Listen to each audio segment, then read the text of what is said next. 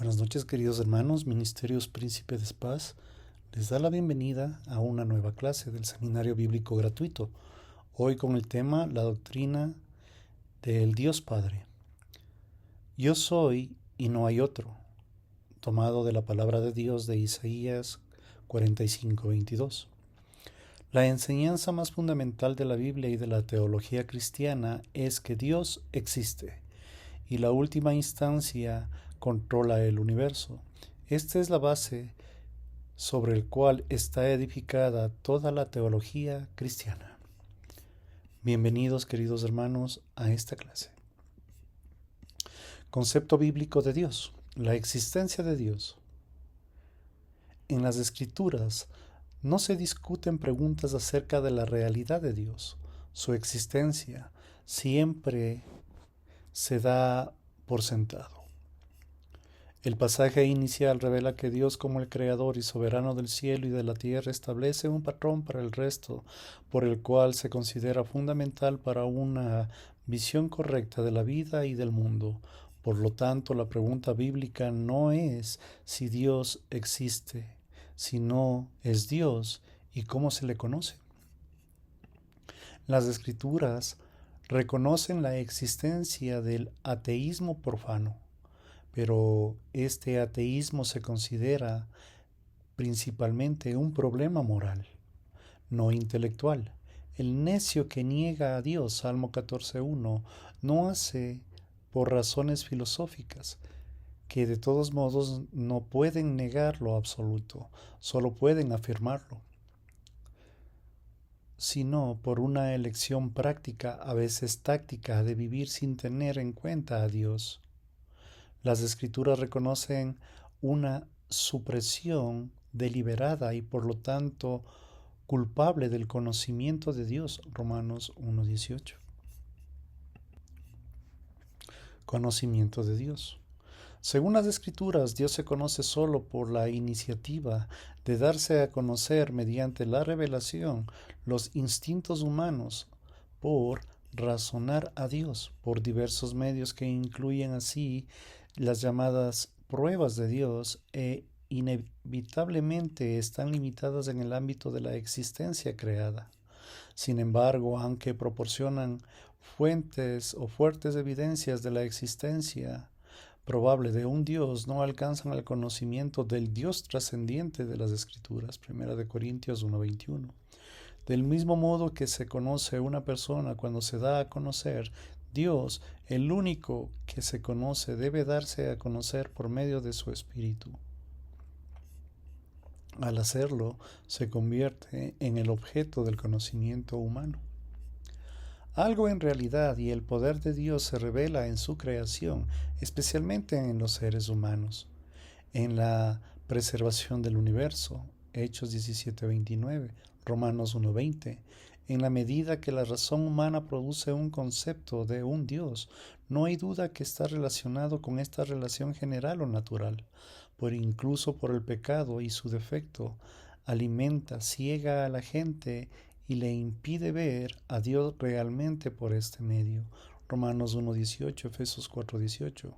Sin la fe, este conocimiento natural de que Dios inevitablemente lleva a los falsos dioses de la idolatría, Romanos 1 del 21 al 25.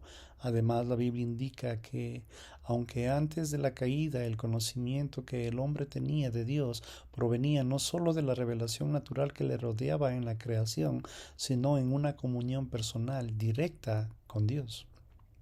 Por lo tanto, aunque Dios se comunica con los seres humanos mediante actos en la creación y en la historia, el medio primario de la revelación es a través de la palabra, porque el conocimiento humano es fundamental en un asunto conceptual.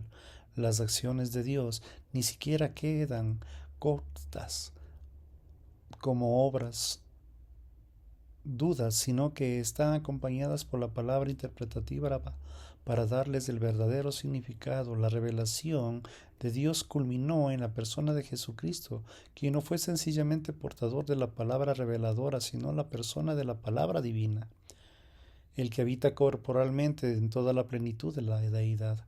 Colosenses 2:9, Hebreos 1 del 1 al 3. En consecuencia, en sus grandes hechos como Creador y Redentor, en sus palabras relevantes por medio de su Espíritu se revela para dar conocimiento verdadero en sí mismo a los que en fe se abren a esta autorrevelación divina.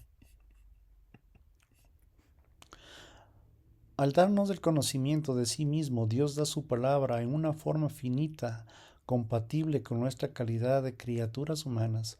A pesar de esta acomodación necesaria en las limitaciones del entendimiento humano, el conocimiento revelado de Dios es, de todos modos, un conocimiento auténtico de Dios. Las teorías que usan las diferencias entre Dios y el hombre para negar la posibilidad de la comunión genuina de verdadero conocimiento no hace justicia por lo menos en dos hechos bíblicos. 1. Que Dios creó al hombre a su propia imagen, a lo que ciertamente incluye una similitud suficiente para la comunicación. 2. Omnisciencia de Dios, que implica que Él puede crear una criatura a la cual puede revelar verdaderamente así, si es que Él lo desea. La naturaleza de nuestro conocimiento de Dios ha sido objeto de mucha discusión en la teología cristiana. Algunos han enfatizado la naturaleza negativa de nuestro conocimiento. Por ejemplo, Dios es infinito, no temporal, incorpóreo. Otros, en especial Aquino, han propuesto un conocimiento analógico que es similar al conocimiento de Dios, pero distinto debido a la infinita grandeza.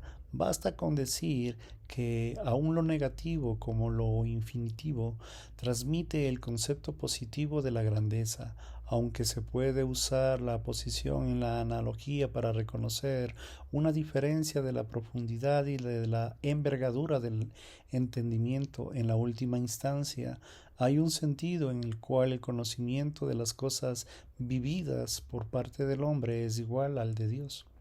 El lenguaje analógico o metamorfógico debe tener un punto unívoco en el conocimiento que es común con referirse para que se pueda considerar apropiadamente análogo.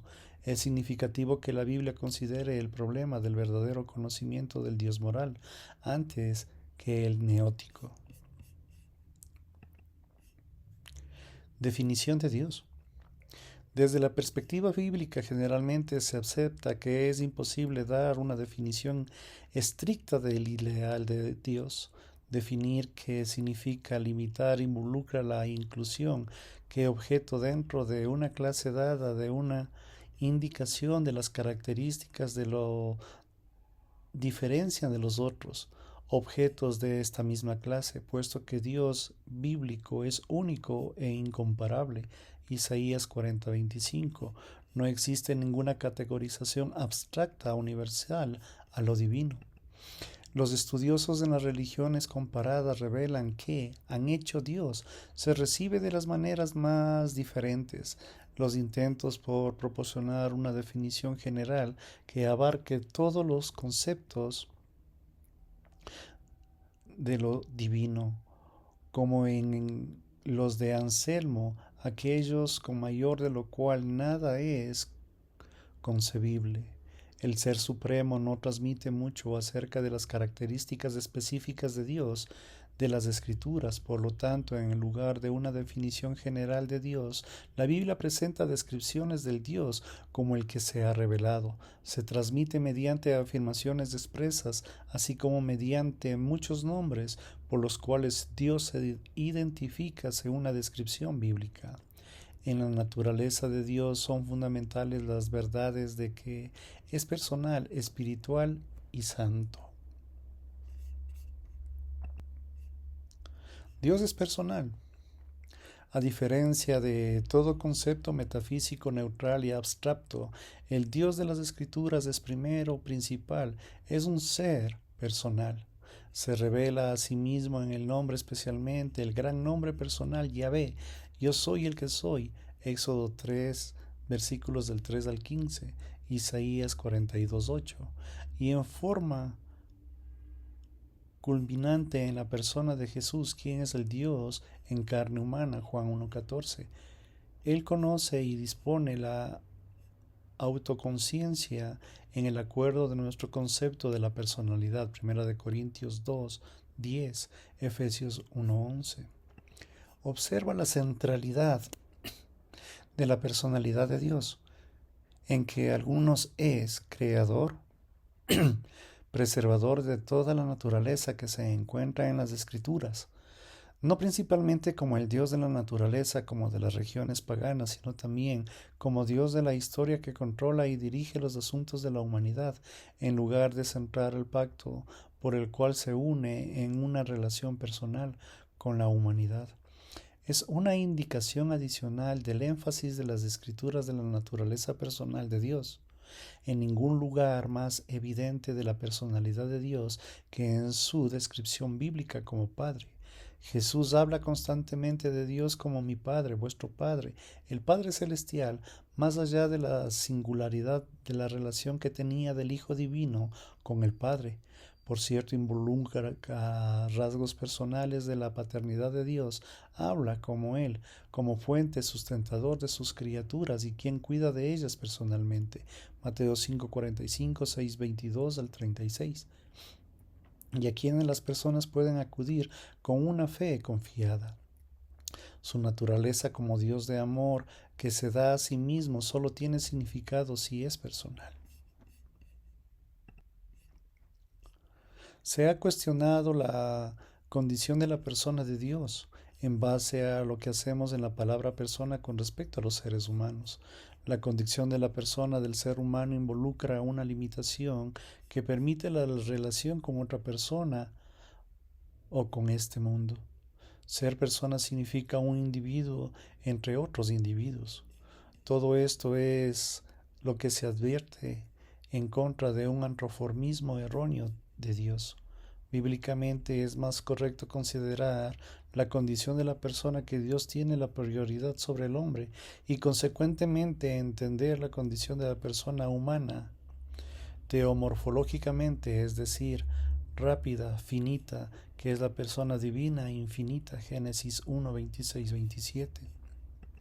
Históricamente, el concepto de una persona surge de gran parte del intento teológico de entender el significado de las personas en relación a los tres miembros de la Trinidad, la persona unificada de Cristo con Dios y hombre.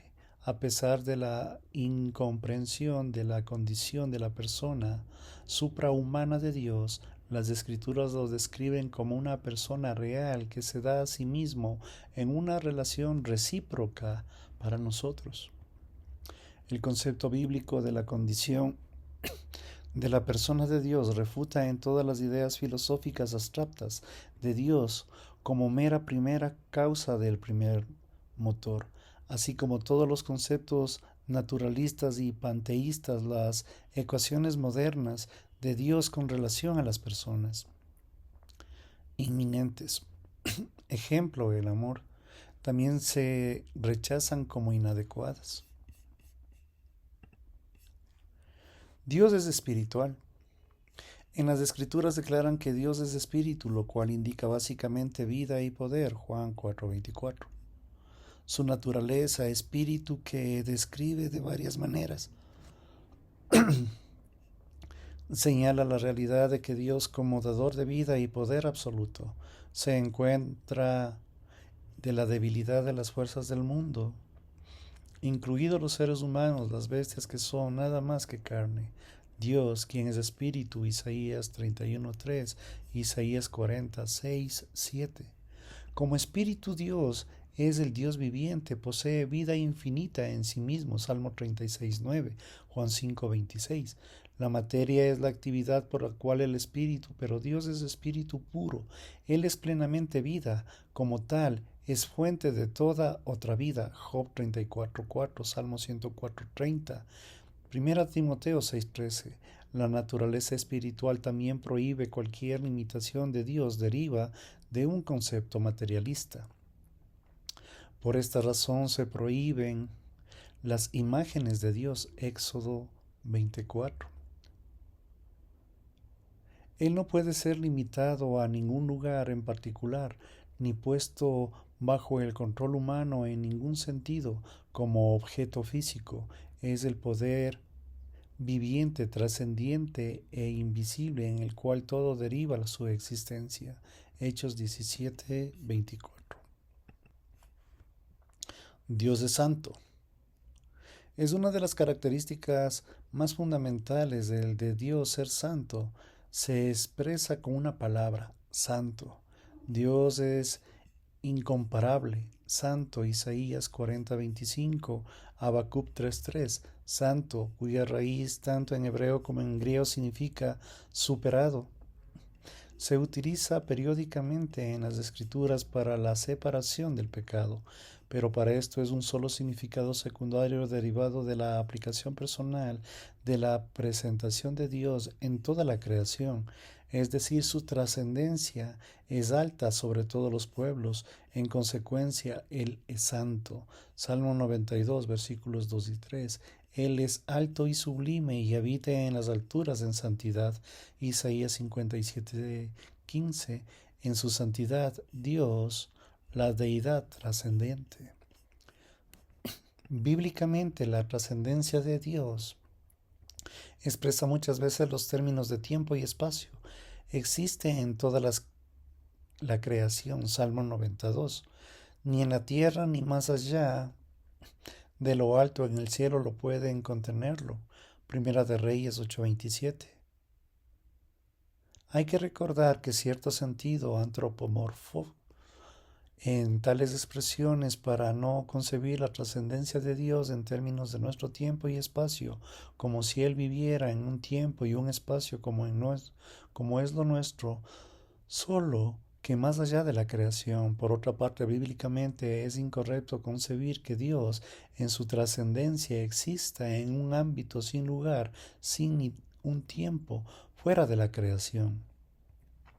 Dios existe en nuestra manera, pero excede nuestro entendimiento finito en su propio ámbito infinito como Señor trascendente sobre todo tiempo, espacio de lo creado.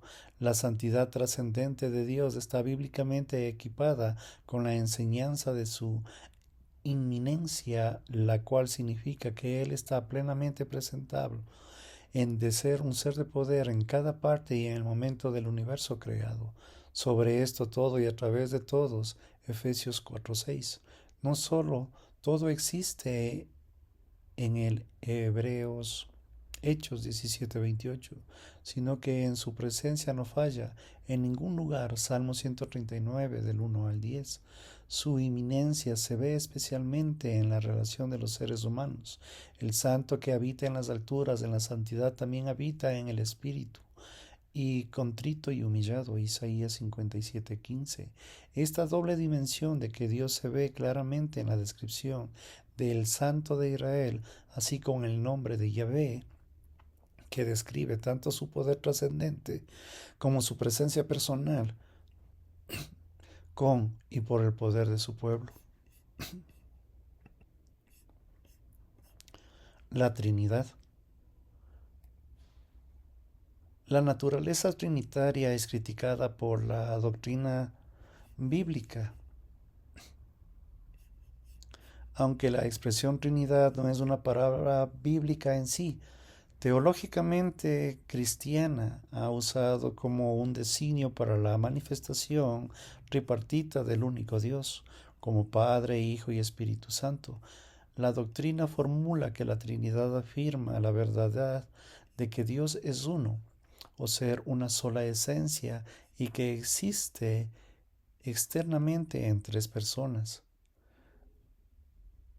mutuamente iguales pero distintas, aunque la palabra persona en relación con la Trinidad no significa la individualidad limitada de las personas humanas, se afirma la relación personal particular del amor dentro de la deidad, trina y una. La doctrina de la Trinidad fluye de la autorrevelación de Dios en la historia bíblica de la salvación, puesto que el Dios es único que se revela sucesivamente en su acción salvadora, con el Hijo, con el Espíritu. Cada uno es concebido como Dios mismo en una manifestación personal. En sí, en la plenitud de la revelación del Nuevo Testamento es donde se ve más clara la doctrina de la Trinidad. Dios es uno, Gálatas 3:20, Santiago 2:19, pero el Hijo, Juan 1:1, 14:9, Colosenses 2:9, y el Espíritu, Hechos 5:3, Primera de Corintios 3:16, también son plenamente Dios. Sin embargo, son distintos el Padre, el uno, del otro. El Padre envía el Hijo y el Espíritu, Juan 15:26, Gálatas 4:4. Se ve esta igualdad unificada, pero diferenciada en las diferentes trinas de las tres personas. El bautismo cristiano es un nombre del Padre, del Hijo y del Espíritu Santo, Mateo 28:19. Asimismo, los tres están unidos en la bendición paulina en un orden distinto que sugiere la total igualdad de las personas. Segunda de Corintios 13:14, Efesios 4 del 4 al 6, Primera de Pedro 1:2. Aunque la evidencia más clara de la Trinidad se encuentra en el Nuevo Testamento, ya existen sugerencias de la plenitud y de la pluralidad de la relación de Dios en el Antiguo Testamento. La forma plural del nombre de Dios, Elohim, el uso de los pronombres plurales en Génesis 1:25, 11:7 apuntan a esta dirección. También lo hacen en la identidad del ángel del Señor como Dios. Éxodo 2, versículos del 2 al 6, Jueces 13, 21 y 22. La hipostatización del Padre, Salmo 33:5, 107:20, y el Espíritu, Génesis 1:2, Isaías 63:10. La palabra no es sencillamente una comunión acerca de Dios ni del Espíritu, meramente poder divino, más bien son Dios mismo en acción. Como producto de la autorrevelación de Dios, la formulación trinitaria no tiene que la intención de agotar su naturaleza incomprensible. Las objeciones de la doctrina vienen de un racionalismo que asiste en disolver este misterio en la comprensión humana, es decir, pensamiento en la unidad y en la Trinidad en términos de la matemática y de la personalidad humana. Se han intentado formar analogías de la Trinidad tomadas de la naturaleza de la constitución del hombre. A más notables los pensamientos de Agustín de la Trinidad, del amante, del objeto del amor del uno de los dos. Aunque esto argumenta fuertemente el favor de una pluralidad dentro de Dios, es eternamente un Dios de amor, aparte de la creación, junto con todas las obras, junto con todas las cosas, sugerencias de ámbito de las criaturas. Él es la última instancia inadecuada para explicar el ser divino. La doctrina de la Trinidad surgió del deseo de la Iglesia de proteger las verdades bíblicas acerca de Dios, que el Señor trasciende de toda historia. Sin embargo, se da la persona para actuar dentro de la historia. La creencia trinitaria ortodoxa controla las tendencias humanas naturales hacia una trascendencia divina, no histórica, o hacia la adoración de lo divino en lo del proceso histórico. La primera es el máximo error de las distorsiones primarias de la Trinidad, tanto en la subordinación que entendía a Cristo como menor a Dios, como en el adopcionismo, el cual consideraba solo a un ser humano dotado por un tiempo,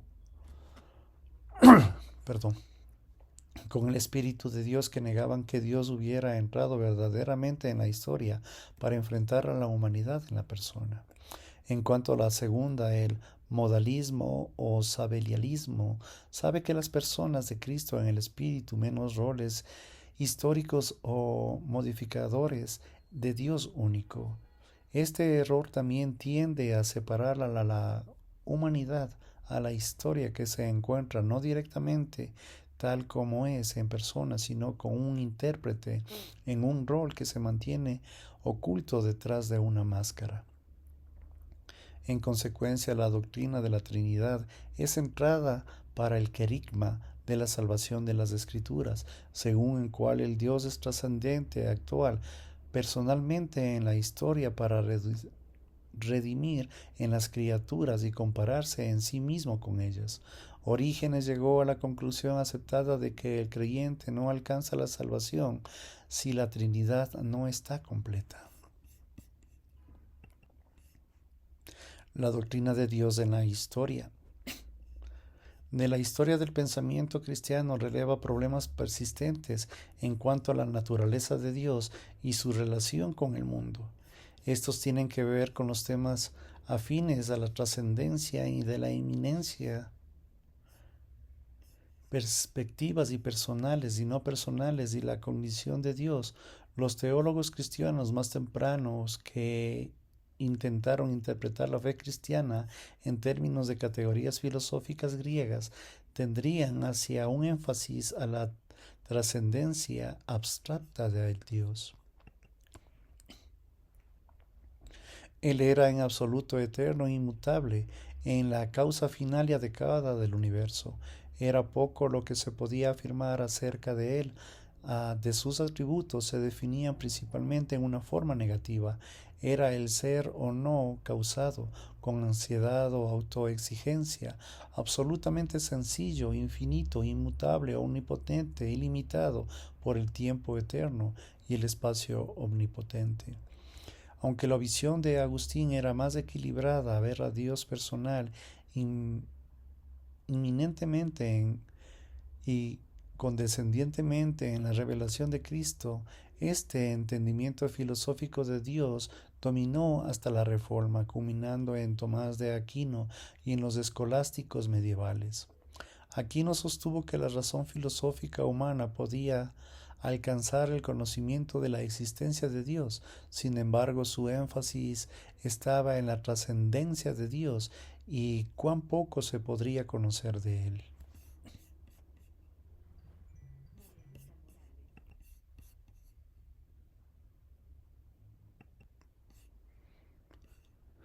Con un énfasis en las categorías bíblicas entre la filosofía reformada aportaron un mayor conocimiento en la manera de que Dios dentro de la historia humana, pero mantuvieron una fuerte énfasis de su trascendencia, tal como evidencia de la definición de la Confesión de la Fe de Westminster.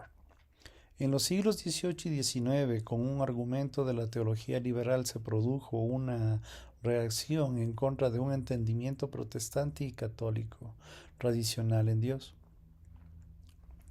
con un énfasis en su trascendencia, la combinación de las filosofías nuevas, ejemplos Manuel Kant, G.W.G. Hegel, en las cuales la mente humana era suprema para el verdadero conocimiento.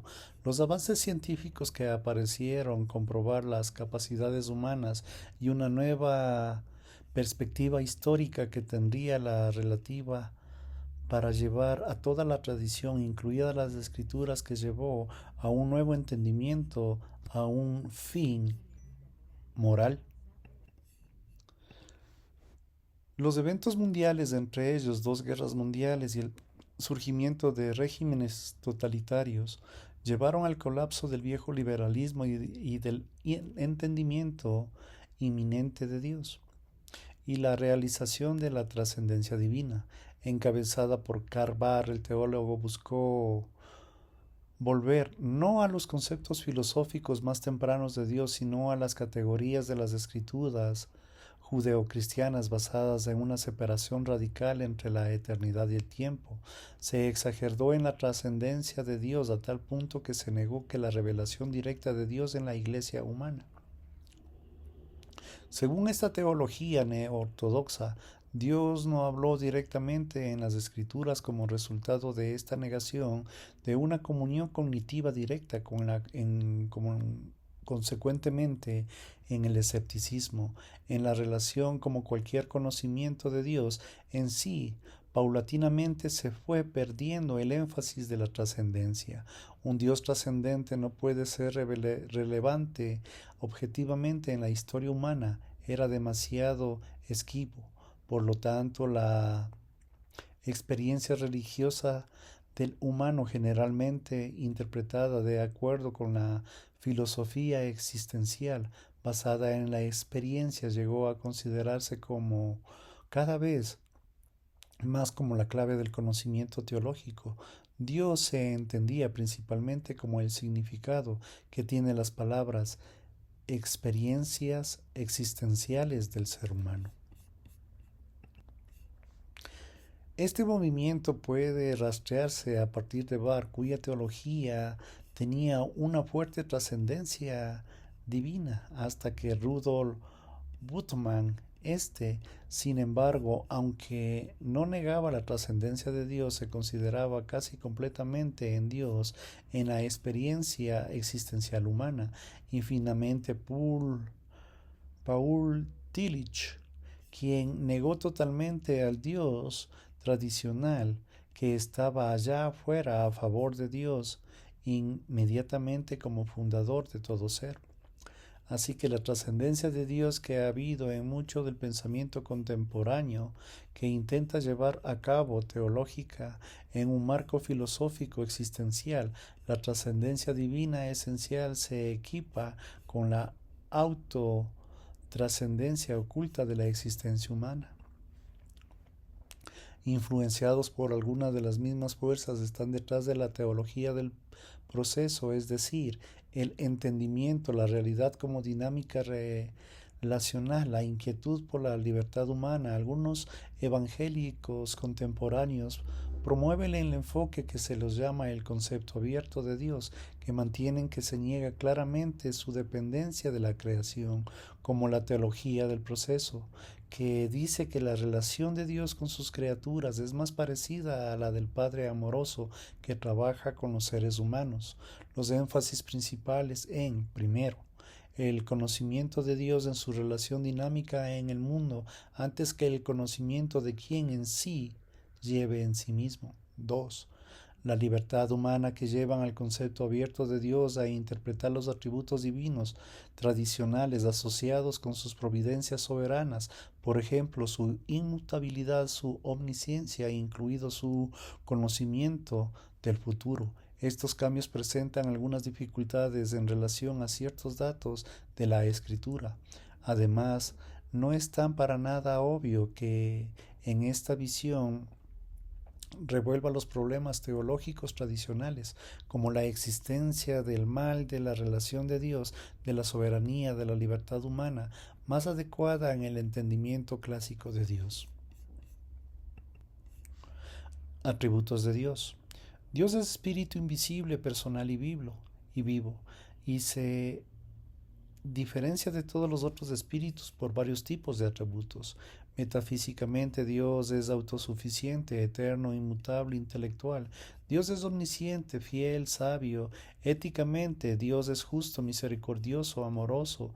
Emocionalmente, Dios detesta el mal, es sufrido, es compasivo. Existencialmente, Dios es libre, auténtico, omnisciente.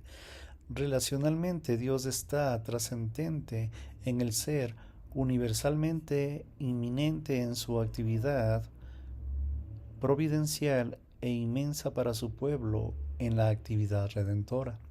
Recuerden, queridos hermanos, todos estos temas, el complemento tienen en esta misma página web, en el sitio en donde tenemos estudios PDF. Pueden profundizar un poco más acerca de todos los temas que estamos enseñando. En términos sencillos, la esencia de cualquier cosa es igual a ser la sustancia más que sus atributos.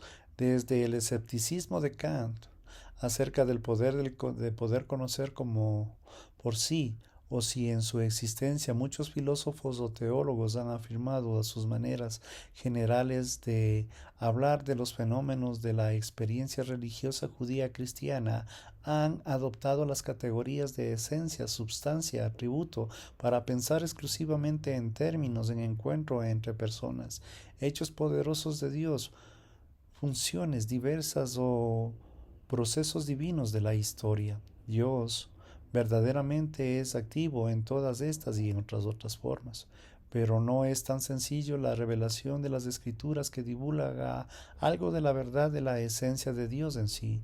La verdad conceptual no es sólo revelada que hace Dios, sino que quién es Dios. La revelación bíblica, la realidad, no solo son en las entidades físicas, sino también en los seres espirituales, ángeles, demonios, Satanás y el Dios Trino. La Biblia también revela información acerca de los atributos y características de las realidades, tanto materiales como espirituales.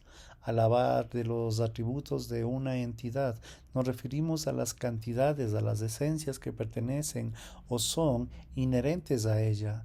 El ser o la sustancia es lo que subyace y une a varios de los múltiples atributos de una entidad unificada.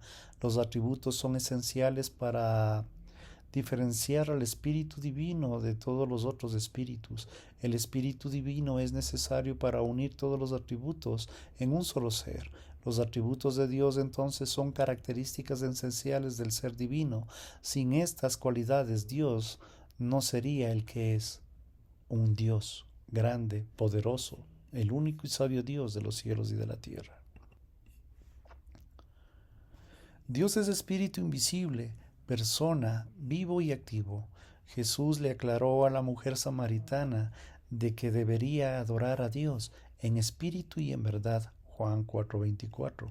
El sustantivo neuma aparece por primera vez en la oración para dar un énfasis. Aunque algunos teólogos consideran que espíritu es un atributo, es una oración que Jesús gramaticalmente es un sustantivo. En el mundo del precantino del primer siglo, en los autores bíblicos no se destacan los espíritus de la superposición escéptica a priori. Como espíritu, Dios es invisible. Nadie ha visto a Dios ni lo verá jamás. Primera de Timoteo 6:16. Un espíritu no tiene carne ni hueso. Lucas 24:39. Además, como espíritu, Dios es una persona, aunque algunos pensadores usan espíritu para designar principios impersonales o un absoluto impersonal. En el contexto bíblico, el Espíritu Divino tiene capacidades personales de inteligencia, emoción y volición. Sin embargo, es importante negar todo vestigio del mal físico o moral asociado con las personas humanas, con lo personal de Dios. Al trascender los aspectos físicos de la calidad de la persona humana, Dios trasciende los aspectos físicos tanto en la masculinidad como en la feminidad. Sin embargo, ya que tanto el varón como la mujer están creados a la imagen de Dios, podemos pensar que ambos, que se parecen a Dios en sus cualidades, en sus personas, distintivamente masculinas y femeninas, no físicas. En este contexto, el uso de los pronombres personales masculinos para Dios en la Biblia transmiten principalmente la condición de las cualidades personales y vitales de Dios y secundariamente las responsabilidades y funciones distintivas que pueden tener los varones. El énfasis singular en Cristo, en Dios como Padre, el Padre nuestro y en otras partes pueden tener sentido si Dios no es verdaderamente personal. Asimismo, en las grandes doctrinas de la misericordia, la gracia, el perdón, la imputación y la justificación solo pueden ser significativas. Si Dios es genuinamente personal, Dios debe ser capaz de oír el clamor y del pecador buscando su perdón. Es motivado por él y luego decidirse a actuar para rescatar a los perdidos. De hecho, Dios es supernatural, tripersonal. La doctrina clásica de la Trinidad sintetiza coherentemente la enseñanza bíblica acerca del Dios omnipotente, del hombre de Dios en un candidato del bautismo al imponer en nombre del Padre, del Hijo y del Espíritu Santo. Mateo 28:19. La autoridad de la única esencia es el único ser divino que enfatiza el concepto neotestamentario del espíritu personal. Implica simplicidad o divisionalidad. Ni las distinciones personales trinitarias ni los múltiples atributos dividen la unidad esencial del ser divino. Esa unidad oncológica esencial no se rompe con la encarnación ni con la muerte de Jesús relacionalmente o funcionalmente, pero no esencialmente. En la cruz Jesús fue separado del Padre, quien lo imputó la culpa y el castigo por nuestros pecados. A la luz de la indivisibilidad del Espíritu Divino, como se relacionan los atributos del ser divino, los atributos divinos no son meros nombres que usan los humanos sin ningún referente con el Espíritu Divino. Los nominalismo tampoco están separados entre sí como los atributos dentro del ser divino, de modo que pueden entrar en un conflicto realismo. Todos los atributos califican igualmente de todo lo que es del ser divino y del uno y del otro. Realismo modificado, preservado la simplicidad de la invisibilidad divina del amor de Dios, es siempre amor santo, y la santidad de Dios es siempre santidad amorosa. Por lo tanto, es inútil argumentar la superioridad de un atributo divino sobre otro. Cada atributo es esencial, como uno puede ser más esencial que otro por un ser simple no entendido. En consecuencia, cierto conocimiento de Dios se llama unívoco, porque cuando se afirma que Dios es amor santo, afirmado que en la Biblia, que se originó no en la voluntad del hombre, sino en la de Dios, afirma que tal vez estamos lejos de entender plenamente la santidad divina y el amor divino. Pero en cuanto a nuestras afirmaciones acerca de lo que transmiten coherentemente los significados, los relevados, conceptúan, son la verdad en la relación que conforma parte del entendimiento de Dios. Los atributos divinos han clasificado en una forma diferente para ayudar a relacionar y recordarlos. Aquí identificamos las características de Dios de una forma metafísica, intelectual, ética, emocional y existencial y racional. Metafísicamente Dios es autoexistente, eterno e inmutable. Otros espíritus son invisibles, personas, uno o varios activos, en los que son distintos en el espíritu divino. Primero, Dios es autoexistente. Todos los otros espíritus son creados, por lo tanto tienen un principio, tienen su existencia al otro. Dios no depende del mundo ni de nadie para que Él tenga la existencia. El mundo depende de Dios para su existencia, a diferencia de los teólogos que dicen que no podemos saber nada de Dios en sí mismo. Jesús reveló que Dios tiene vida en sí mismo, Juan 5:26. El fundamento del ser de Dios no está en otros, porque no hay que sea más único que Él mismo. Dios es incausado. Él siempre es. Éxodo 3:14. Preguntar quién causó a Dios es hacer una pregunta autocontradictoria en términos de concepto de que si es que Jesús tenía a un Dios. Otro vocablo que expresa el concepto de la autoexistencia de Dios es la ansiedad. Viene del latín que significa de y significa de sí mismo. Dios es de existencia inderivada, necesaria, no dependiente. Entender que Dios no es contingente ayuda a entender de que Dios no está limitado por nada o que es infinito, libre, autodeterminado, no determinado por la nada, fuese en sí mismo lo contrario, en sus propios propósitos soberanos.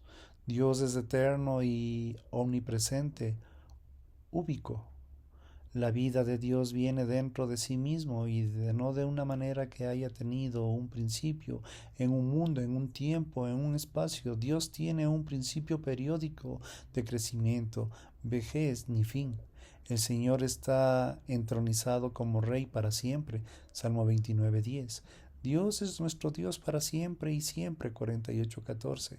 Aunque no está limitado por el tiempo, ni por el espacio, ni por la sucesión de eventos del tiempo, Dios creó el mundo con un espacio y tiempo. Dios sostiene el reino cambiante de los eventos que se suceden y están conscientes de cada movimiento de la historia. El mundo observable, cambiante, no carente de importancia o realidad para el Señor de la omnipresencia de todo. Ninguna tribu, nación, ciudad, familia, vida, persona carece de valor, por breve o aparentemente insignificante que sea. La naturaleza eterna de Dios no es totalmente otra que el tiempo, ni totalmente aparte de todo lo que está en el tiempo y en el espacio. El mundo del tiempo en el espacio no es extraño ni desconocido para él. La historia en él es el producto de la planificación eterna, sabia, su propósito creador, su preservación providencial, su gracia común.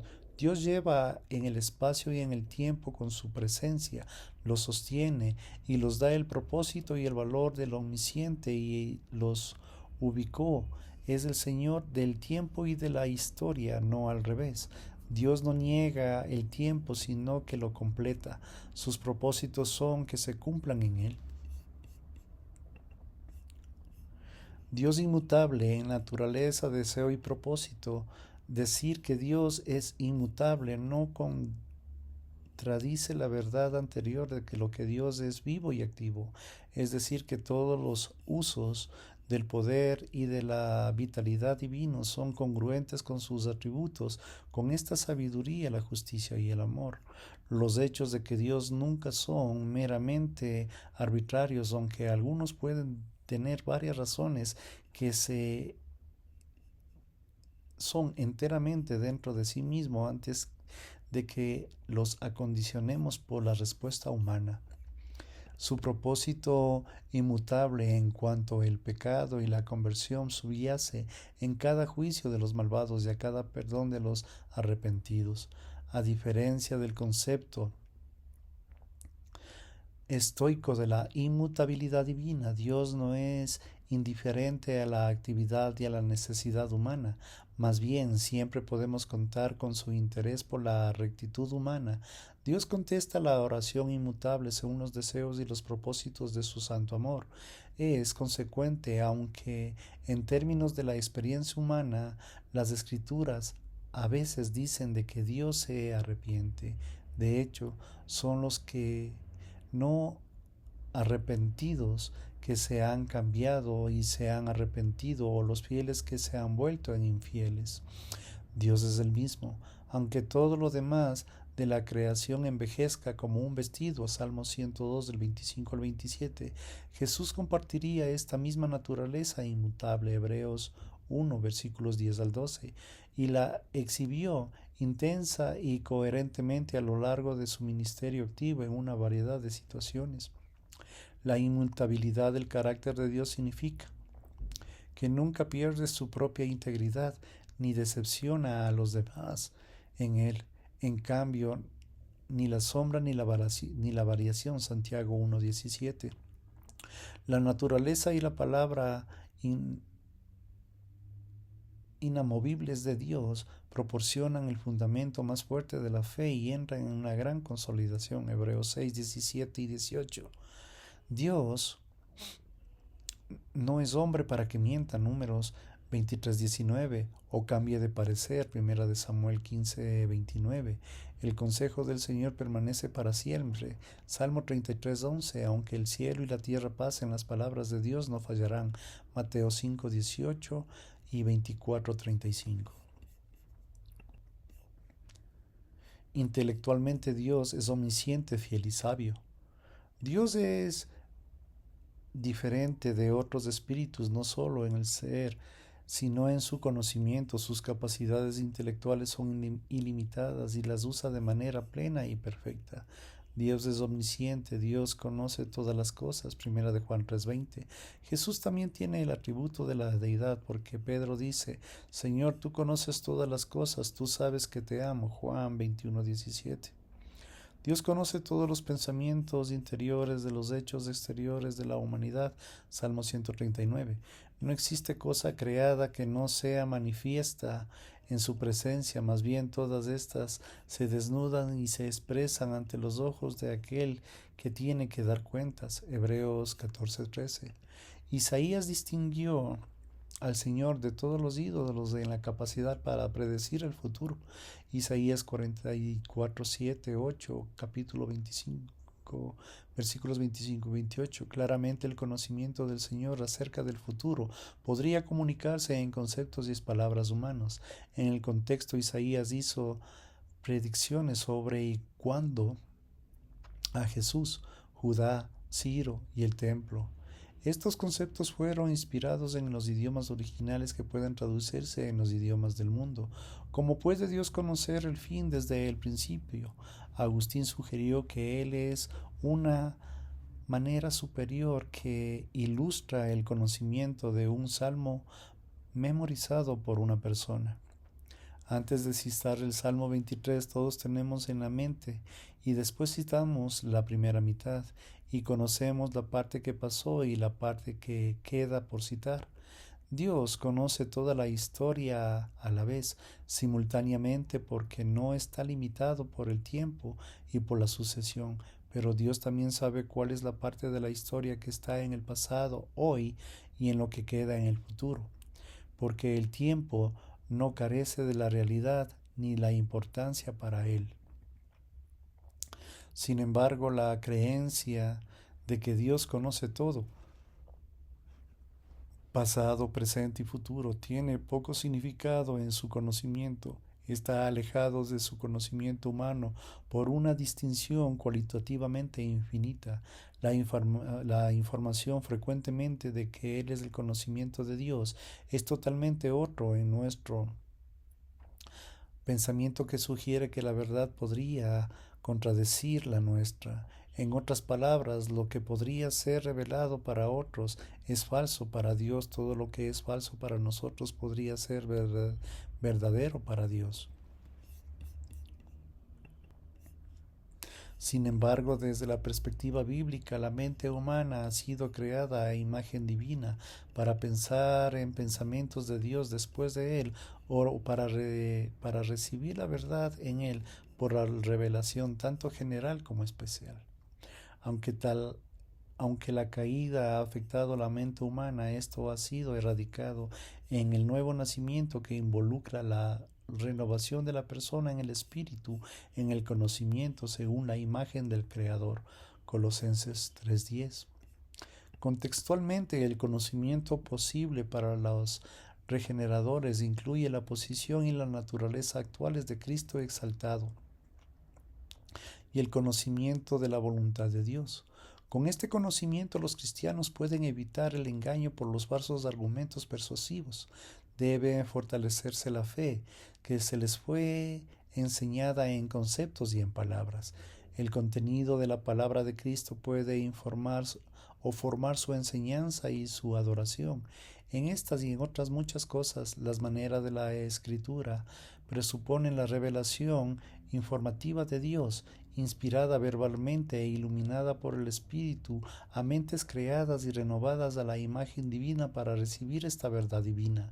En cuanto hemos considerado el significado contextual dado a los escritores originales de la Escritura, nuestras afirmaciones basadas en ellas de que Dios es espíritu, Dios es santo, Dios es amor, son verdad. Son verdad en cuanto a como Dios en sí mismo, son verdad en cuanto a la fe, a la vida de los cristianos y a la de las iglesias. Ninguna palabra ni en todas las buenas promesas de que Dios dio a través de Moisés ha fallado. Primera de Reyes 8:56. Isaías alaba el nombre de Dios porque es la fidelidad perfecta. Dios hizo cosas maravillosas pensadas que hace mucho tiempo. Isaías 25:1. Pasajes como estos transmiten la integridad divina, básica tanto en la vida como en el pensamiento. No se puede hacer un contraste entre lo que Dios es en sí mismo o lo que Dios es en la relación en conforme a Él, en lo que se contradice en sus promesas, en sus obras, ni en su enseñanza. Por la dialecta, paradoja o mera complejidad, conoce todo lo que puede sugerir para que no haya sido tomado en cuenta antes de las que se revele sus propósitos. La demanda universal de la honestidad intelectual refleja un corazón humano en la integridad absoluta del corazón del Creador. Dado de que Dios es fiel y coherente, nosotros deberíamos ser fieles y coherentes. Jesús dijo, pero sea de hablar sí, sí y no, no. Mateo 5:37. Pablo mostró esta autenticidad lógica en su enseñanza. Él dijo, pero Dios es fiel, nuestra palabra para ustedes no es así y no. Segunda de Corintios 1:18. Lo que imaginan de lo que dice Dios en el lenguaje humano debe afirmar y negar al mismo tiempo el respecto de lo mismo. En la dialecta o en la paradoja tienen una perspectiva distinta. Pablo en la relación entre la mente divina y la mente de la persona piadosa, porque Dios es fiel, nosotros debemos ser fieles en nuestros mensajes acerca de Él, porque Dios no puede negarse a sí mismo, nosotros no deberíamos negarnos a nosotros mismos al hablar de Dios. Al conocer la conexión entre la fidelidad, la personalidad, la conceptual en Dios, sabemos que la idea de que estas personas fieles no deberían contradecirse no se originó con un Aristóteles. Él tal vez haya formulado el principio de la no contradicción en una manera que se ha citado siempre desde entonces. Pero la fuente absoluta del desafío de la fidelidad humana en la persona y en la palabra está en Dios mismo. La demanda universal de la honestidad intelectual refleja la integridad absoluta del corazón del Creador. Aunque no entendamos plenamente la sabiduría divina, tenemos buenos motivos para confiar en ella. Después de escribir acerca del don del que justifica el que viene de Dios, Pablo exclama: al único y sabio Dios sea la gloria mediante Jesucristo para siempre. Amén. Romanos 16:27. Antes que se había referido a la profundidad incomprensible de las riquezas de la sabiduría del crecimiento de Dios. Éticamente Dios es santo y justo y amoroso. Dios es distinto a todas las criaturas y trasciende no solo de forma metafísica y epistemológicamente, sino también de manera moral. Moralmente Dios es intachable, un carácter de acción recto, puro, incontaminado por los deseos, motivos, pensamientos, palabras, hechos malvados. Dios es santo como es la fuente de la norma de lo correcto. Dios está libre de todo mal, ama con toda verdad y bondad.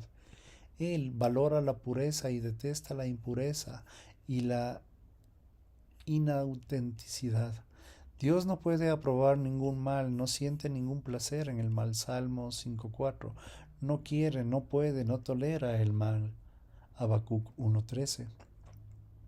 Dios aborrece el mal y no puede alentar el pecado de ninguna manera. Santiago 1:13-14. Los cristianos no siempre sostienen temor reverente por una santidad abstracta, sino por el santo. Isaías 40:25. No es un mero objeto de fascinación emocional, sino un oído intelectual y obviamente volitiva.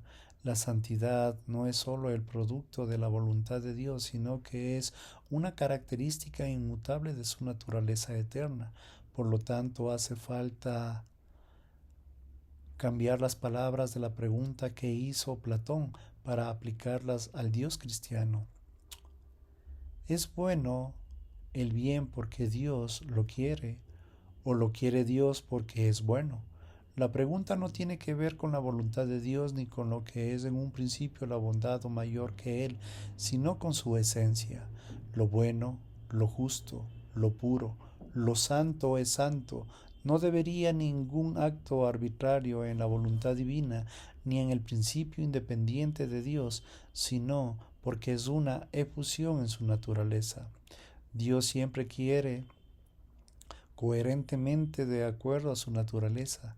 Quiere lo que es bueno porque Él es bueno, y porque lo que Él es santo odia el pecado coherentemente y siente repugnancia por todo lo que es mal, sin acepción de personas. Se llama santo al Espíritu Santo, no sólo porque como miembro de la Trinidad Divina completa la santidad de la naturaleza divina, sino porque la función distintiva del Espíritu es producir amor santo en el pueblo redimido de Dios. Hemos de tratar de ser normalmente intachables en el carácter y la acción y rectos y justos como el Dios que adoramos. Emocionalmente Dios detesta el mal, es sufrido y compasivo. H. Strong dice que Dios carece de pasión en el capricho de la verdad.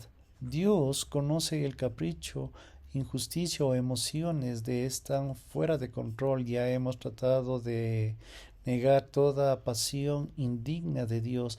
Strong agrega que la justicia no hay ira egoísta en Dios. Sin embargo, Dios es la persona y ético y ambos sentidos exigen emociones y pasiones sanas. En lo que se deleita en la justicia, en la rectitud, en la santidad para el bienestar de sus criaturas, puede dejar de sentir repugnancia por su injusticia, la falta de rectitud y en la corrupción que destruye su cuerpo, la mente, espíritu humano.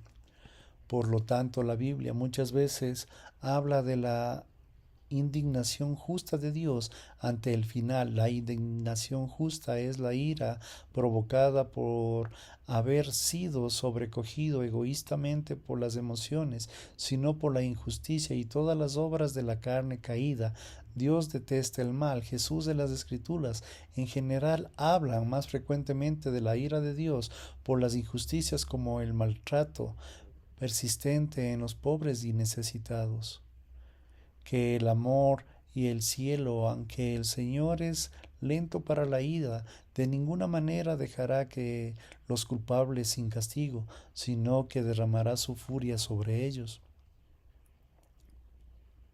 Nehemías 1:3.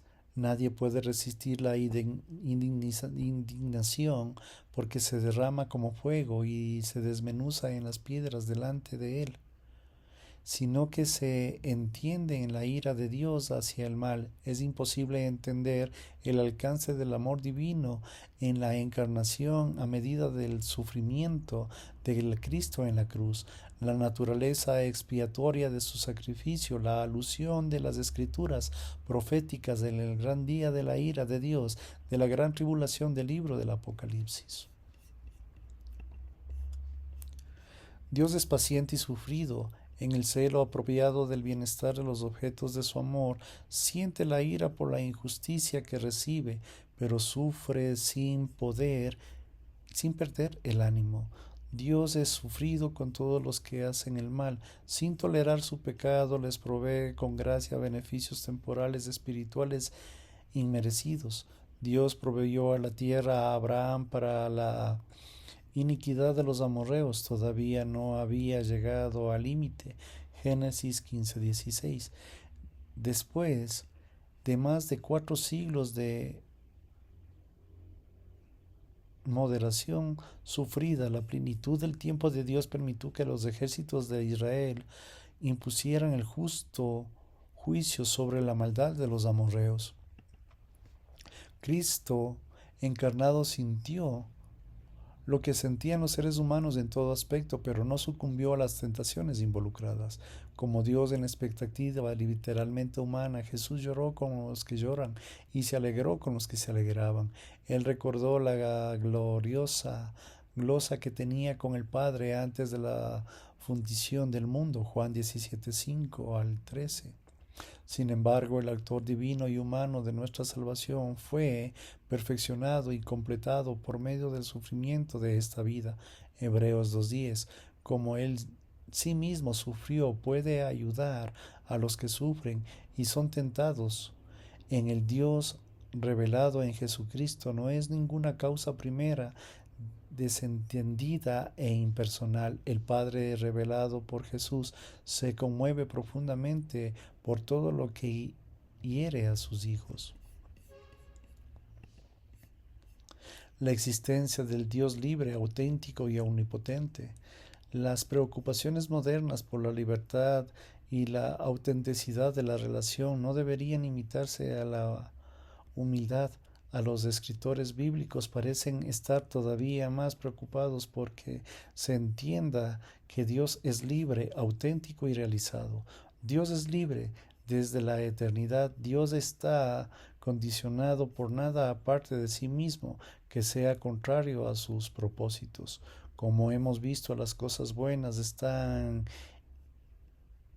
dentro del placer y la dotación divina, en las cuales las cosas malvadas están permitidas en un punto muy fuera de lo sagrado y lo divino. Pero cualquiera que sea este caso, Dios está autodeterminado. Dios no tiene la libertad de aprobar el pecado, no debe ser amoroso, de ignorar las dudas, las realidades, de ser infiel a lo que Él es y lo que debería ser. Él es ser despiadado o sin misericordia. Dios no puede negarse a sí mismo. Dios tiene la libertad de ser Él mismo, su propio ser, persona, eterno, vivo, intelectual, ético, emocional, volitivo. Dios es auténtico y auténticamente en sí mismo. El Dios que en Cristo se opuso tan inalterablemente en la hipocresía no es ningún hipócrita. Ya hemos enfatizado su integridad y fidelidad intelectual. Ahora enfatizamos en su integridad ética, emocional y esencial. Dios es autoconsciente, sabe quién es y cuáles son sus propósitos. Primera de Corintios 2:11. Tiene un sentido agudo de la identidad y un significado y un propósito. Dios sabe que Él es ser supremo, en cual hay verdad, no hay quien se preocupe con Él. Por lo tanto, cuando Dios llama a la gente a separarse de los ídolos, nos está pidiendo algo que no esté de acuerdo con la realidad. Su firme oposición a la idolatría apunta a proteger a las personas de problemas fundamentales que inevitablemente llevan a la desilusión y a la decepción. Dios desea nuestra adoración por nuestro propio bien, para que no sucumbamos en la desesperación cuando uno tras otro de nuestros dioses finitos nos fallen. Dios no solo tiene la fuerza para efectuar todos los propósitos de manera que los propone, sino también la autoridad de todo el reino para hacer lo que Él quiere. Dios no está sujeto al dominio ajeno, sino al Rey y Señor de todo. En virtud de todo esto, el resto de los atributos, sabiduría, justicia, amor, por ejemplo, es apto para gobernar todo lo que Él creyó y lo sostiene. Es un soberano sabio, santo y misericordioso. Por ser justo, Dios no puede castigar a los pecadores más de lo que se merecen, al ser lo que hayan hecho, y que se exija mucho más. Al que no se ha dado poco, se le exigirá poco. Pero al conferir los beneficios, los dones inmerecidos, Dios tiene la libertad de conferirnos como a Él le plazca. Salmo 135:6. Habiendo permitido el pecado, Dios es suficientemente grande para limitar sus pasiones futuras y anularlas para el bien común, como en el Calvario. Hechos 4:24-28. Dios puede derrotar a las naciones y a las huestes demoníacas que se enfurecieron contra Él. Nadie puede existir independientemente de la soberanía divina. El intento de ir por el camino propio independientemente de Dios es una insolencia pecaminosa de parte de las criaturas que viven, se mueven y tienen que ser como Él. Solo un necio podría decir que no hay Dios, cuando Dios sostiene el aliento del ateo para negar su dominio divino sobre él.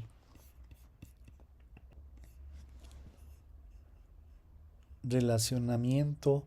Dios es trascendente, es un ser universalmente inminente en la actividad providencial e inminente en su pueblo en la actividad redentora.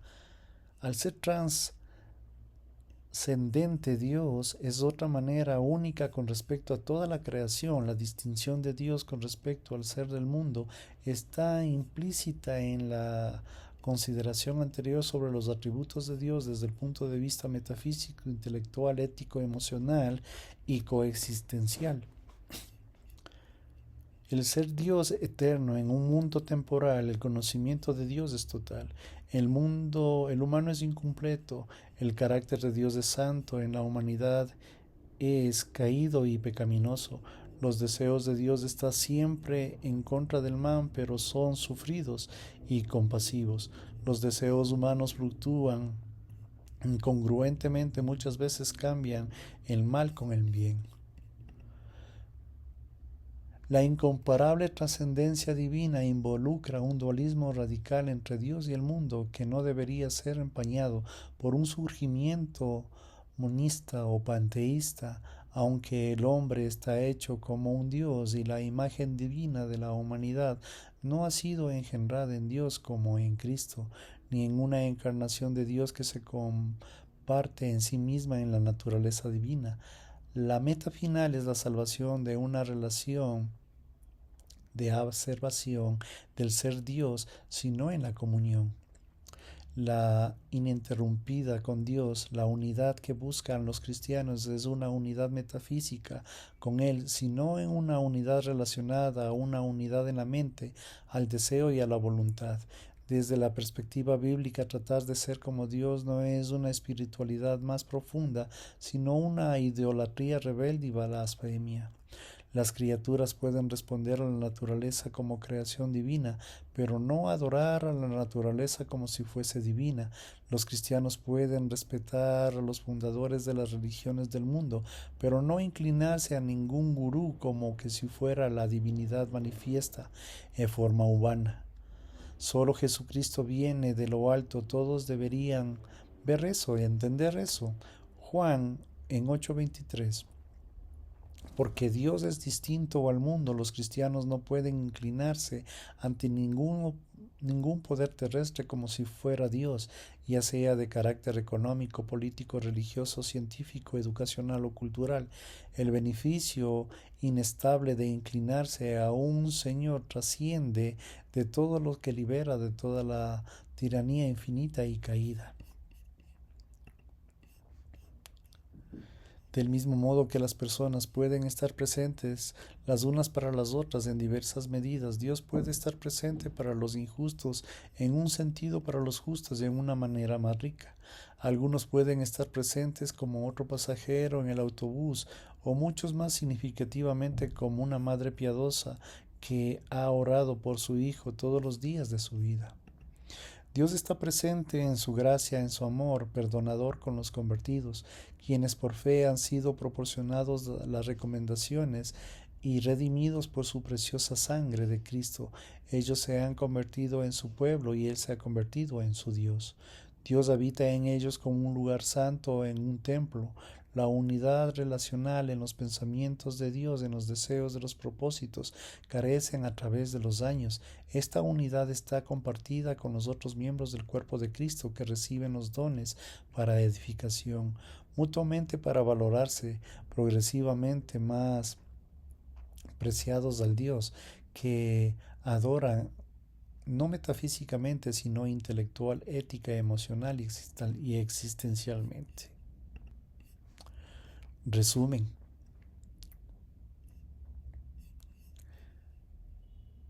En nuestro Dios, el Espíritu vivo, personal, digno, la adoración y confianza del alma entera debido a los atributos perfectos. Él es distinto al mundo, pero está continuamente activo en el mundo.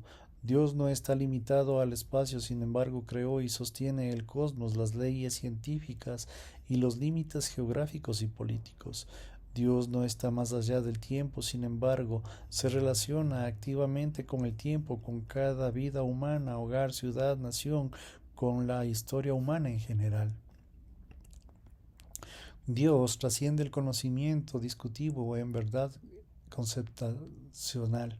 Sin embargo, en la relación de la inteligencia con el pensamiento proporcional a la comunión verbal y a la validez objetiva, en congruencia lógica y la conformidad fáctica, la coherencia y la claridad, así como la autenticidad subjetiva y la integridad existencial. Dios no está limitado por un cuerpo y sin embargo lo está providenciando, relacionando con el poder físico de la naturaleza en la sociedad, ya sea industrial, agrícola, social, política. Dios conoce y juzga la mayordomía humana con respecto al uso de todos los recursos de la tierra. Dios trasciende todos los intentos por lograr la justicia en el mundo, pero está rectamente relacionada con cada uno de los emprendimientos de sus criaturas, personal, económica, social, académica, religiosa y política.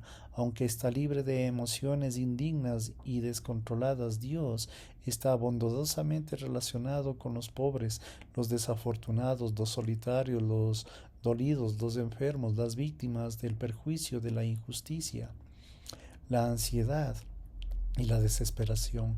Más allá de la aparente falta de sentido o propósito de la existencia humana, Dios da significado personalmente a la vida más insignificativa. La obra de la creación. Tanto en el primer versículo de la Biblia como en la primera oración del credo de los apóstoles confiesan a Dios como creador. Esta es la escritura, el tema como creador de los cielos y de la tierra, Génesis 1.1, que destaca tanto el Antiguo Testamento, Isaías 40.28, como en el Nuevo Testamento, Marcos 13.19, Apocalipsis 10.6, Dios el creador de los seres humanos, Génesis 1.27, Isaías 45.12. La creación ocurre con las palabras de Dios, Génesis 1.3, de modo que cuando Él habla todo llega a ser. La palabra de mando que llama a la existencia y a la coexistencia previa fue pronunciada por la palabra que era como Dios y quien es Dios. Juan 1 del 1 al 14, la afirmación de Juan 1.3, en todas las cosas fueron hechas por medio de ella y sin ella no fue hecho nada por lo que ha sido hecho, se refiere a la palabra de Dios. Jesucristo Hijo la hizo carne y de Cristo se dice que fueron creadas todas las cosas, convirtiéndolas en agentes de creación. La obra del Espíritu de Dios también está involucrada en Génesis 1.2. La creación es la obra de Dios trino, es un atributo de fe demostrado claramente en Hebreos 11.3. La teología de la creación. A partir de la afirmación de Dios como creador, el ex nihilo, surgieron unos cuantos puntos teológicos. London Kingsley ha citado tres dimensiones principales en lo que significa teológicamente. Dios es la fuente de todo lo que es. Dios es el Señor soberano de todas las cosas. No hay otro principio que poder coigual o eterno con Dios, ya que todo se lo es que lo que proviene de la fuente de la voluntad de Dios. Cada uno existe si es malo o si es bueno. El retrato bíblico de un creador bueno, cuya palabra creadora, poderosa y sabia, Jeremías 10.12, Proverbios 3.19, se creó todas las cosas buenas en él. La creación del ex nihilo por Dios es bueno, señala la bondad, la esencia de todas las cosas que pueden ser dirigidas, transformadas por el poder de Dios. Dios es como el único creador. Significa que no puede adorarse a ninguna otra cosa o persona. Todas las formas de idolatría están prohibidas. El acto de creación ex nihilo de Dios fue un acto único, distinto a cualquier acto humano que conocemos. Por lo tanto, no hay que hablar de la relación entre el creador y la criatura de una manera diferente de lo que hemos hablado en la relación de un evento finito al otro. En consecuencia, la doctrina de la teología en la creación no puede examinarse al estilo de la ciencia contemporánea. Por la definición, no solo trata en las relaciones entre los eventos finitos dentro de los límites y fronteras de la doctrina cristiana de la creación, tiene que ver con los primeros orígenes de los orígenes próximos que tratará la ciencia. Las criaturas son dependientes pero reales y buenas. A diferencia del panteísmo monoteísta, la doctrina cristiana afirma la existencia de la criatura que es real, porque Dios lo creó y por lo tanto es bueno.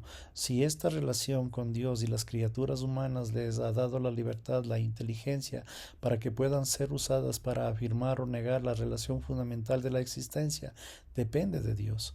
Allí surgieron entendimientos del pecado y de la gracia, de los cuales las criaturas se rebelaron y rechazaron a su Creador, o son recreadas por su mediante Jesucristo. 2 Corintios 5:17.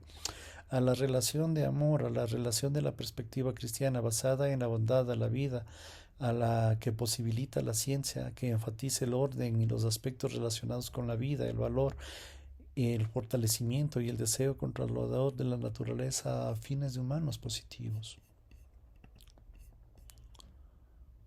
Dios crea la libertad con compromiso.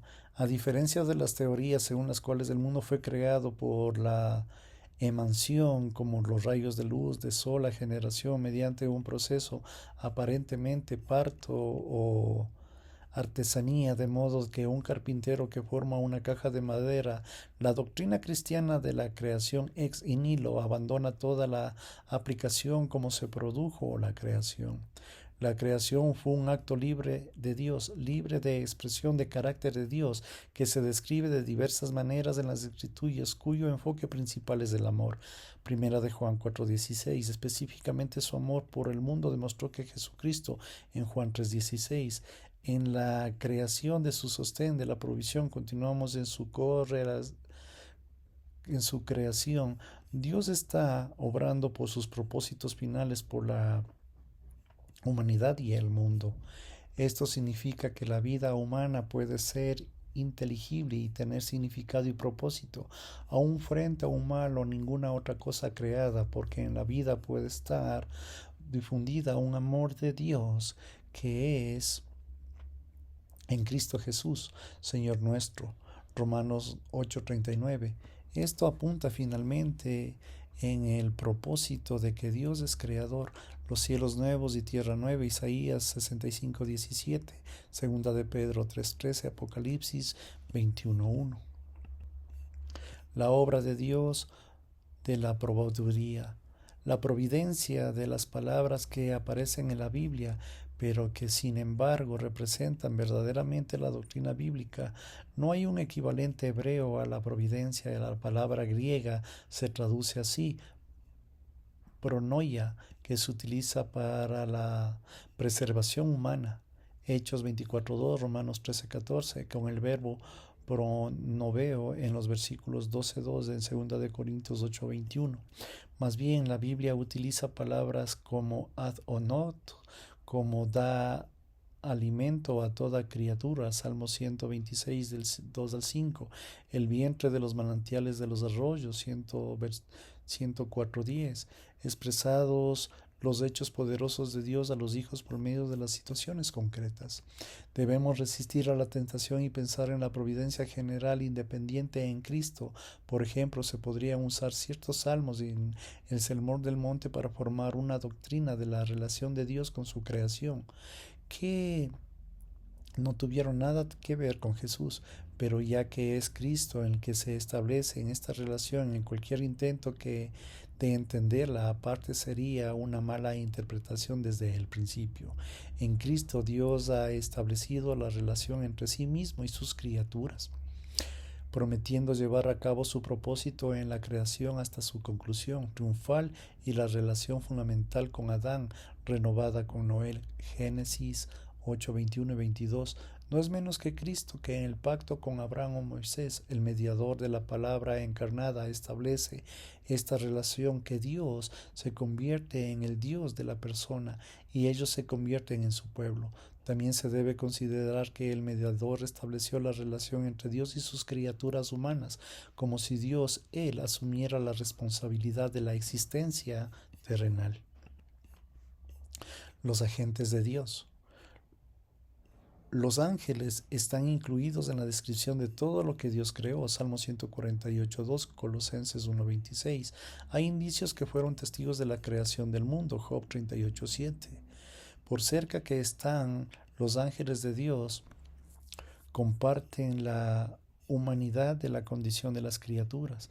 Por ser criaturas completamente espirituales, están libres de muchas limitaciones humanas como la muerte, Lucas 20:36. Ellos no se casan, Mateo 22:30, así que podrían considerarse que carecen de género. Siempre que aparecen en la Biblia de forma humana fueron tomados por hombres, nunca por mujeres o niños.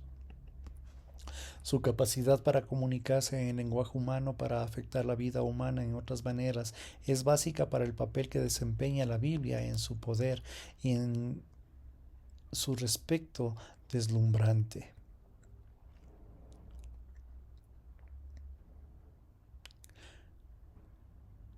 A veces tenemos a las personas y tenemos que adorarlas de nuevo. En el Nuevo Testamento no justifica la adoración de los ángeles. Colosenses 2:18, Apocalipsis 22:8-9, aunque los ángeles son más fuertes, más sabios que los seres humanos, Dios también los ha limitado en su poder y su conocimiento. Salmo 103:20, Mateo 24:36. Relación con Cristo. El apóstol Juan tuvo una visión de ángeles que le rodeaban el trono de Dios, Apocalipsis 5:11. Pablo una y otra vez dio un mandato particular solemne a Timoteo delante de Dios y Cristo Jesús y sus ángeles escogidos, 1 Timoteo 5:21. Cristo fue hecho tanto superior a los ángeles como al hombre, que ha heredado más excelencia que ellos. Hebreos 1:4. Al introducir el primogénito al mundo dice: adoraré todos los ángeles de Dios, 1:6, y lo cual los ángeles han dicho jamás. Siéntase a la diestra hasta que se ponga en sus enemigos por estrado a sus pies. ¿Acaso no son todos espíritus servidores enviados a ministrar a favor de los que han de heredar la salvación? En lo que citamos en el Salmo 8 se refiere a Cristo, hecho poco a poco, un poco tiempo menor que los ángeles. Hebreos 2:7. Ángeles caídos. Antes de la victoria final de Cristo, que sería necesario derrotar a Satanás, literalmente el adversario, en la tierra, Jesús echó a los demonios por los espíritus de Dios, Mateos 12:28. Cuando sus discípulos descubrieron que los demonios estaban sujetos a Jesús, dijo: yo veía a Satanás caer del cielo como un rayo, Lucas 10:18. Cuando en su crucifixión se acercaba a Jesús, dijo: es la hora que ha llegado. Se ha echado fuera al príncipe de este mundo, Juan 12:21. Muchas herencias o referencias indican a Satanás como un ángel que pecó por su orgullo. Apocalipsis 12:7-9 describe la guerra en el cielo, por lo cual el arcángel Miguel y sus ángeles lucharon contra Satanás y sus ángeles caídos, aunque él advierte que los cristianos que se cuiden de Satanás, que no todavía el príncipe de la potestad del aire, Efesios 2:2. No hay ninguna base bíblica para el temor excesivo del diablo o de los espíritus malignos. Funciones terrenales. Mientras tanto que los ángeles dice que se hace los ángeles del viento, sus servidores llamas de fuego, Hebreos 1:7, Salmo 104:4. Ángeles se aparecieron en muchos de los pueblos de Dios en la Biblia para anunciar las buenas nuevas. Jueces 13:3, advertir peligros, Génesis 19:15, proteger del mal, Daniel 3:28, guiar y proteger, Éxodo 14:19, alimentar, Génesis 21:14-20, o dar instrucciones, Hechos 7:38. Cuando Cristo llegó al mundo como Salvador, ángeles anunciaron su nacimiento, Lucas 2 del 8-15, guiaron y advirtieron a sus padres, lo fortalecieron cuando fue tentado, 4:11, y la última angustia en Lucas 22:43, participaron de su resurrección, Marcos 28 del 1-6. Jesús habló de los ángeles guardianes de los niños en el 10:18. Felipe fue guiado por un ángel, Hechos 8:26. Los apóstoles fueron rescatados de la cárcel por un ángel. 5:19. Era una situación atentamente. Pablo fue alentado por un ángel. Hechos 27 del 21 al 25. El rol del juicio. Los cristianos esperan que los ángeles acompañen a Cristo en su regreso triunfal. Mateo 25:31. Los ángeles participaron en el juicio final de la misma manera que han llevado a cabo al juicio de Dios en el pasado. Fue el ángel de Dios que hirió a Herodes Agripa de muerte. Hechos 12, 21, 23. El destructor pasa de largo en las casas de los hijos de Israel cuando mató a los egipcios que celebraban la Pascua judía. Éxodo 12, del 21 al 27, tal como ha sido el ángel de la muerte. El Espíritu Santo. Desde la época del Nuevo Testamento, muchas de las obras preeminentemente encontradas de Dios en sus ángeles han formado parte de la función del Espíritu Santo en la vida de creer en Cristo. No obstante, su guía, iluminación y protección de conferir el poder de los cristianos, el Espíritu puede seguir empleando ángeles para Dios y para el pueblo.